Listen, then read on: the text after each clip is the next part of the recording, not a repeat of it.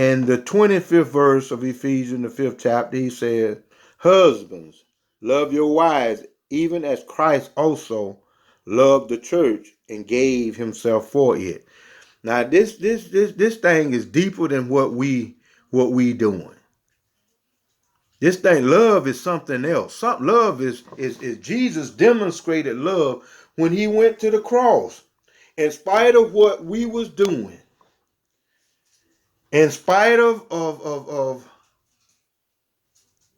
how people was going to treat him, Jesus still went to the cross. He still loved us. For God so loved the world that he gave his only begotten son. For God so loved the world that he gave his only begotten son, that whosoever believeth on him should not perish but have everlasting life. Love. This is what love did. Sent his son to die on the cross for us. And look at us. We sang the song that Jesus is Lord. He's King of Kings. He's my everything. But he's not. You singing a lie. You still doing what you want to do. Then you sitting up here to get out of your marriage, you trumping up charges. Instead of taking it to God and let God work this thing out. Oh no. I mean, me and my wife, we was headed that way. But God said, oh no. See, you're not seeing the big picture. See, what God is doing, somebody gonna have to go through this. See, what God is doing now, he said, now I'm not sending you to no seminars. I'm not sending you to sit in no classroom. He said, I'm finna send you through the valley of the shadow of death. He said, I'm finna cause you to walk in this thing. He said, because I got to bring deliverance to marriages. Somebody got to go through this. Somebody got to tap into the revelation knowledge of what God ordained is marriage. No, it ain't all good. But if God blessed you with him or her, God got a plan, and it's written that husband love your wife as Christ loved the church. He gave his life for the church. You got to give your life for your wife. You got to give up some things. You got to give up your old nasty attitude, how you used to doing things. God will lead you through this thing. He will do it. I remember where it was one Mother's Day, and I didn't want to do nothing. I didn't want to do it. He told me to get up and go to Walmart. I got up and went to Walmart, and when I walked through the door, it was a big old bag. Said, Happy Mother's Day, and he said, get that bag. I got the bag, and I went to putting stuff in the bag. And believe it or not, it came close to $200. But I did what he told me to do. See, God got the plan. See, you out there trying to do it your way, and it ain't gonna work.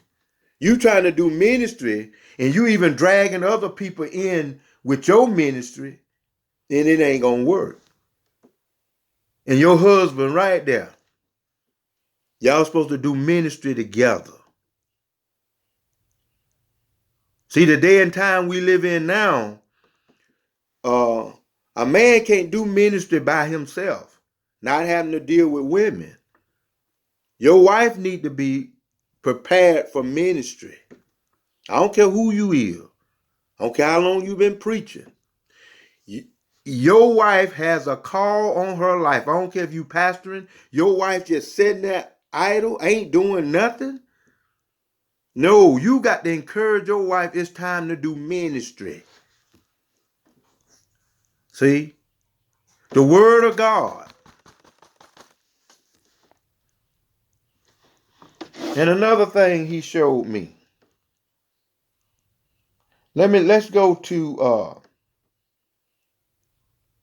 Let's go to Jeremiah, the 4th chapter, in the 22nd verse. Jeremiah, 4th chapter, 22nd verse.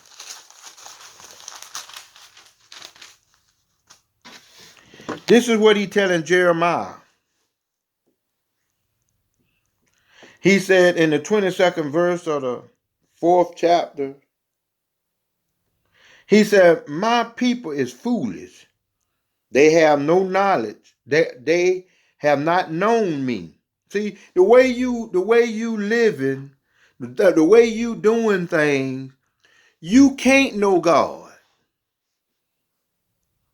You can't know God. Who you trying to fool? If you read this Bible, you can see where people is coming up short. But see, I see this because God told me to look. He said, look at my people. He said, my people is foolish, for they have not known me. They are Scottish children, and they have not known no understanding. They are wise to do evil. Wise to do evil. He said, my people are wise to do evil. But to do good, they have no knowledge. See, because, I don't understand it. How can you miss this? No matter, see, and I bank my salvation upon the word of God is when he said, if you acknowledge me in all your ways, he said, I'll direct your path.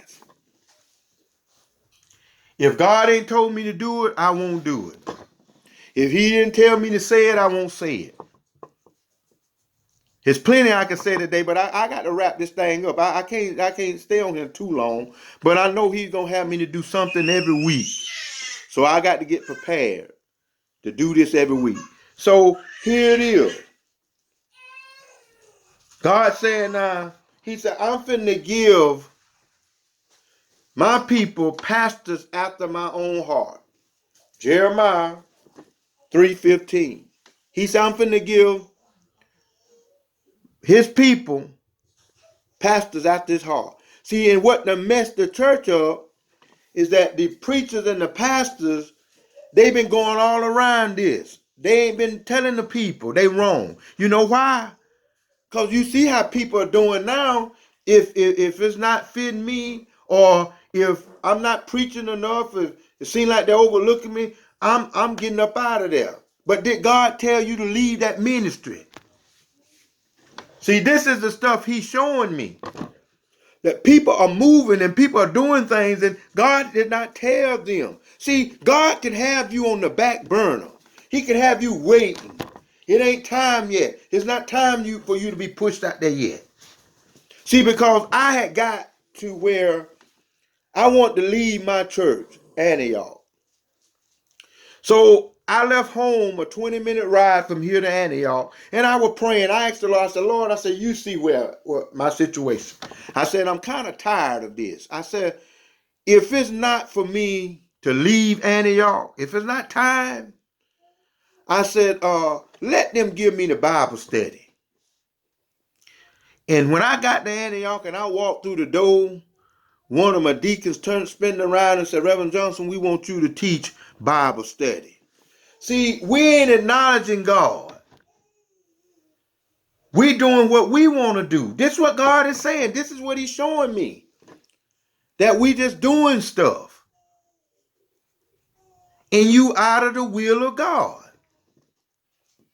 And you wondering why it don't seem like my ministry can take off, or it ain't growing. It ain't going like I want it to go. It's because you're not walking in the word of God.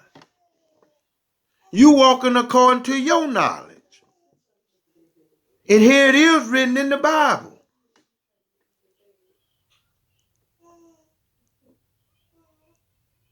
So I'm here today to speak to the church. Now, if you're not the church, you ain't got to worry about it. If you're not in that category, don't worry about it. But we need to check ourselves. This is what God is saying. This thing is about the church now. See, because it is a revival coming. God is setting the heart for the people for the revival. He said all things work together for the good to them that love God and are called according to his purpose. This pandemic thing has got to work for the good. The devil don't see this. That it's been to work for the church good. God is getting ready to get a harvest. But he also told me that it was something coming behind this. But we got to be ready. We got to be in a place with God. When God got ready to deliver the children of Israel out of Egypt, he put Israel down in Goshen. He put them down in Goshen. See, God gave me a message some years ago. He said, tell the church, it's time to come out of her. It's time for us to come out of American ways. Huh?